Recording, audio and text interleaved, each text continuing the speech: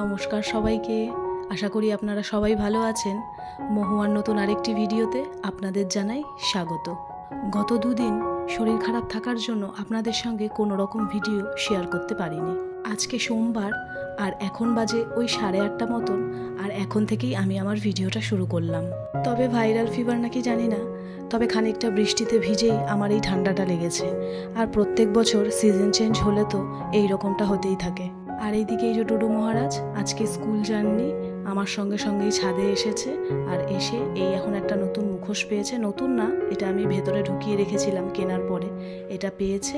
আর রোদ্দুরে যাস না, আজকে স্কুল যাইনি। কেন যাওনি আজকে স্কুলে? আমার ফিভার বলে ওই স্কুলে যায়নি। রিজনটা আপনারা সবাই শুনতে পেলেন। আমার জ্বর হয়েছে বলে আজকে ও স্কুলে যায়নি। আসলে প্রত্যেক দিনের মতন আজকেও যখন সকালবেলা ওকে স্কুলে যাওয়ার টাইমিংয়ে ডাকছিলাম, তখনও কিছুতেই উঠতে চাইছিল না, আর বলছিল যে আমি আজকে স্কুল যাব না, আমার ভালো লাগছে না। খানিকক্ষণ জোর করাতে দেখলাম কেঁদেও দিল। তারপর ভাবলাম থাক, আর যেতে হবে না। আমার শরীরেও সেরকম এনার্জি ছিল না। সকালে জিজ্ঞেস করাতে বলল তোমার জ্বর বলে ওই জন্য আমি স্কুল যাইনি। যে না থাকে কোনো কাজই করতে ইচ্ছে করে না। মানে জ্বরটা সেরকমভাবে আসেনি, কিন্তু শরীরটা পুরো উইক হয়ে গেছে। হঠাৎ করে মাথাটা ঘুরিয়ে যাচ্ছে, কেমন যেন চোখ মুখটা অন্ধকার দেখাচ্ছে। আসলে ওয়েদারটা তো এতটাই খারাপ না, সেই জন্য। আর সেদিনকে একটু বৃষ্টিতে ভিজেও গেছিলাম। ডোডোকে স্কুল থেকে মানে বাসটা নামিয়ে দিয়ে চলে গেছে, তখনই এত জোরে বৃষ্টি নেমেছিল, ওকে আনতে গিয়ে একটু ভিজেও গেছিলাম। কিন্তু কি করব, হাজার শরীর খারাপের মধ্যে দিয়ে তো সংসার থেকে ছুটি নেই, সংসারের তো সব কাজই করতে হবে। তাই অন্য দিনের মতন অত হয়তো তাড়াতাড়ি করে ছুটোছুটি করে কাজ করতে পারবো না, তবে আস্তে আস্তে করবো, সব কাজই করবো। আজকে আমার ভিডিও 90%ই ডোডো শ্যুট করে দিয়েছে, কারণ সত্যি কথা বলতে বারবার ট্রাইপডে ফোন লাগানো আবার খোলা একদমই ইচ্ছে করছিল না। তাই ডোডো বলল মাম্মা আমি তো বাড়িতেই আছি, তাই আজকে আমি তোমার ভিডিওগুলো করে দেবো। তো আমি ভাবলাম যাক ভালোই হলো। ঘরের বাদবাকি সমস্ত কাজ সেরে এখন একটু মাথায় তেল দিয়ে নিচ্ছি। আসলে সত্যি কথা বলতে হেয়ার অয়েল করি না বললেই চলে, আমি একদমই মাথায় তেল দিই না আগা গোড়ায়। তো আজকে ভাবলাম একটু মাথায় তেল দিই, তারপরে মাথায় শ্যাম্পু করে নেব।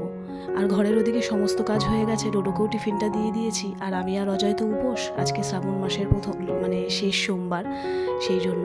আর এদিকে মাথায় তেল দিতে দিতেই অনেক দিন ধরে এনাদের অপেক্ষায় ছিলাম।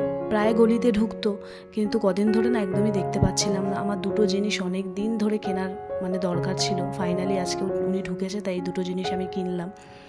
তো যাই হোক, ওনাকে পয়সাটা দিয়ে আমি চট করে স্নানটাও করে নিলাম। যেহেতু মাথায় শ্যাম্পু করেছি, তাই বাথরুমটাও ক্লিন করে নিলাম, কারণ এরপরে তো আমি আর সময় পাবো না। কারণ আমি সামনের শুক্রবার মায়ের ওখানে চলে যাচ্ছি, ওখানে গিয়ে থাকবো। তোমরা অনেকেই জানো, আমি এর আগের ভিডিওতে বলেছিলাম যে আমার মায়ের হাতের একটা ছোট্ট অপারেশন হবে, সেই জন্য।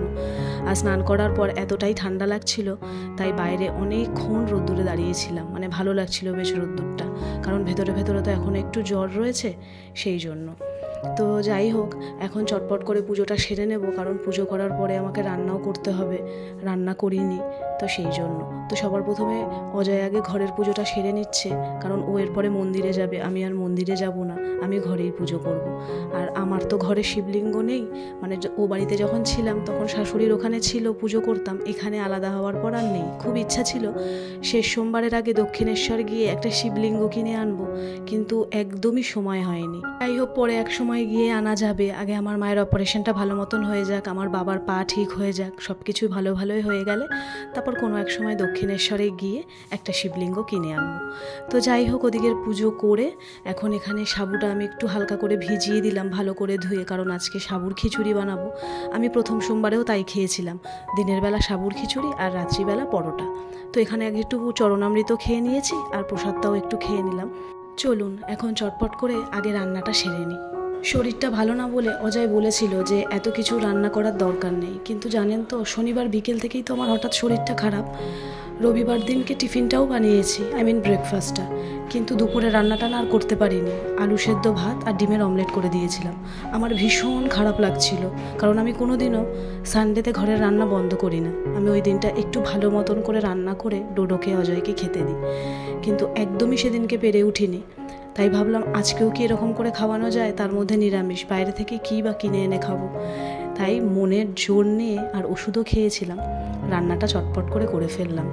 কারণ যদি মনে মনে ভেবেই থাকি যে না পারছি না, পারবো না, তবে হ্যাঁ, রবিবারের থেকে আজকে অনেকটাই ভালো আছি বলে হয়তো করতে পেরেছি, কিন্তু রবিবারে আমার দাঁড়ানোর ক্ষমতাও ছিল না। হ্যাঁ, এখনও যে আমি দাঁড়িয়ে দাঁড়িয়ে এই কাজগুলো করছি, আমার পা হাত পা কিন্তু ব্যথা করছে, কিন্তু রবিবার দিনকে ব্যথার পরিমাণটা একটু বেশিই ছিল, অতিরিক্তই পা হাত পা যন্ত্রণা করছিল, যার জন্য আমি একদমই রান্না করতে পারিনি। উপোস করে যেহেতু সেরকম কিছু খাওয়া হয়নি, শুধু প্রসাদটুকুই খেয়েছি, তাই অজয় মন্দির থেকে পুজো দিয়ে আসার সময় ওই মাজাটা এনেছিল, ও একটু খেলো, আমি একটু খেলাম, আর ডোডোকে দিয়েছি। চলুন তাহলে, রান্নাটা হয়ে গেছে, ওদেরকেও খেতে দিয়ে দিয়েছি, আর আমিও গরম গরম নিয়ে বসে পড়লাম সাবুর খিচুড়ি, বেগুন ভাজা আর পাঁপড় ভাজা। খাওয়া দাওয়ার পরে বাইরে কয়েকটা জামা কাপড় ছিল, যেগুলো একটু শুকনো হয়েছে তুলে ফেললাম, আর বাদবাকিগুলো পরে তুলবো। পেটে খাবারটা যাওয়ার পরে এখন অনেকটাই ভালো লাগছে। আসলে খাবার দাবার তো আমাদের শরীরে এনার্জির ওষুধ, এটা এতক্ষণ উপোস ছিলাম বলে ওই জন্য শরীরটা যেন একটু বেশি খারাপ লাগছিল। তাহলে চলুন এখন ঘরে যাব, একটু বিশ্রাম নেব। এই জুতোগুলো কেচে দেওয়া হয়েছিল, সেগুলো তুলে রাখলাম, আর এই যে ডোডো এখন হচ্ছে কম্পিউটার। যেখানেই যাবে এইটাই প্রিয় হয়েছে। জানি না সব বাচ্চাদের ক্ষেত্রে এটা হয় নাকি, কিন্তু ডোডোকে যখনই কোনো জিনিস কিনে দিই, মিনিমাম 1 সপ্তাহ মতন ওটার জন্য পুরো পাগল থাকে। ও যেখানেই যায়, ইভেন ঘুমানোর সময় ওটাকে নিয়ে ঘুমায়। তারপর 1 সপ্তাহ পর আস্তে আস্তে ওইটার প্রতি ওর ক্রেজটা কমতে থাকে। তো যাই হোক, আজকের মতন ভিডিওটা তাহলে চলুন এখানেই শেষ করি। ভিডিওটা কেমন লাগলো অবশ্যই একটা লাইক আর কমেন্ট করে জানাবেন। খুব তাড়াতাড়ি দেখা করব আপনাদের সঙ্গে নতুন আরও একটা ভিডিওর সাথে। ততক্ষণের জন্য সবাই ভালো থাকবেন, সুস্থ থাকবেন, আর নিজেদের খেয়াল রাখবেন।